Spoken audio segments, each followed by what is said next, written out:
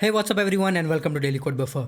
In this video, we are going to see about the Memento design pattern. So Memento design pattern is a part of a behavioral design pattern and it is used when you have to store the state of your objects and you have to have the capability to restore those objects as well to the previous state. So taking the example that you have the different objects available and you are storing the states of that particular objects. So suppose you are storing state 1, state 2, state 3. These are the different states that you are doing on your object. So there are different modifications on your objects, and for your application to have the capability to restore to this particular previous state. Suppose you want to restore to state 1, you want to restore to state 2 and so on. Okay, if you want to have those capabilities, at that time we will implement the Memento design pattern. Now when you will need this, what is the real-time example? So real-time example is like, take the example of a text editor. You have the text editor and for that particular text editor you have the object, right? All the things happening within your text editor will be stored here. Okay, so suppose you are storing what is the text here, like what is the data that you have been stored and what are the number of lines and all those information. You will store the line number at which particular line you are at, or you will also add the scroll positions, like what you have scrolled within the page. If you have written a lot of data, then there will be a scroll as well, right? So all those information you will store, and whenever you are doing any mistake, what you have to do is you have to restore to the previous positions as well. Okay, so if you want to restore what was there earlier, you have to restore to the previous position as well. Now what will happen with this is there are two types of scenarios, like either for all the things that you have defined here within the text editor, either you give the access of each and every fields, okay, access to each and every fields to identify what is the change and what needs to be changed, or you give all those capabilities to a different class and that particular class will identify what are the changes and it will help us to restore to the previous state. Okay, so these are the different ways. Giving all the access, all the fields, making as a public, it's not a good idea, right? So that's why we are using the Memento design pattern. Now what generally we will identify within the Memento design pattern is, for any state that you want to store, there are three different classes that we are going to create here to implement the Memento design pattern. One would be the Memento. Okay, Memento means the state itself. Okay, like what particular state it is. I want to store a state of that particular object, that is my Memento, I will store there.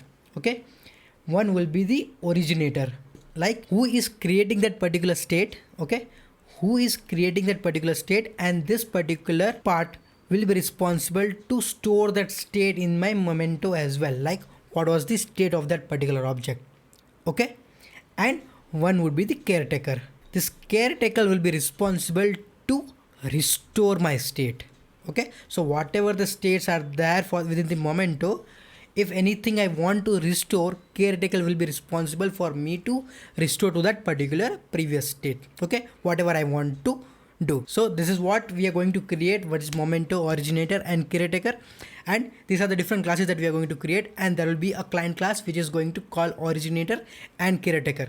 And Memento will not be directly used because that will be your state machine, right? All the states will be defined there itself. Okay, so let's take the example. We'll go to the IntelliJ IDEA and let's see that example. Okay, so here you can see that I have opened the Memento design pattern here and I have taken the references from the tutorials point and refactoring guru. I've added the resources as well, so if you want to check them out, you can check them out as well. Okay, I will add all the links in the description below for you to check out. I will add the link for this code as well, and this is the entire code I have taken from the tutorials point. So here you can see that I am creating a Memento here. Okay, this is the first thing that I'm creating, and within the Memento you can see that I am storing the state. What is the state? And for this state you can see that I have the Memento constructor which is taking the state and assigning the state here, and I have the method to get my state. Okay, that's a simple thing. There is no setter. Everything I'll set within the constructor, and I have a method to get my state back as well. Okay, now let's see about the originator. Originator is responsible to save my states. Okay, so this is the class originator, and this originator have the reference of the state, what state I want to store. So you can see that for this state I have the set state method and get state method as well. Okay, two methods I have. And I have a method save state to Memento as well. So whenever there is a state change, okay, you can see that what I will do is I will save state to Memento. I will call this, and what it will do is it will return a Memento and it will pass the state here. Okay, that's a simple method that it will save state to memento, will return a memento, and it will return the object. And there is a method get state from memento. So whatever the memento that you will pass here, it will return the state from that. Okay, and it will store the state here within this originator. And we have the caretaker method. You can see that caretaker will have all the memento here and is responsible for you to get that particular memento to restore it. Okay, so this caretaker has a list of memento here. Okay, and it has a method add memento and get memento. Okay, so you will just pass the memento here and that memento will be added in that particular list. And if you will pass the index, like which particular state you want, that particular state will be returned from here. Okay, these are the three simple classes that we have created. Okay, and let's see how we can use it.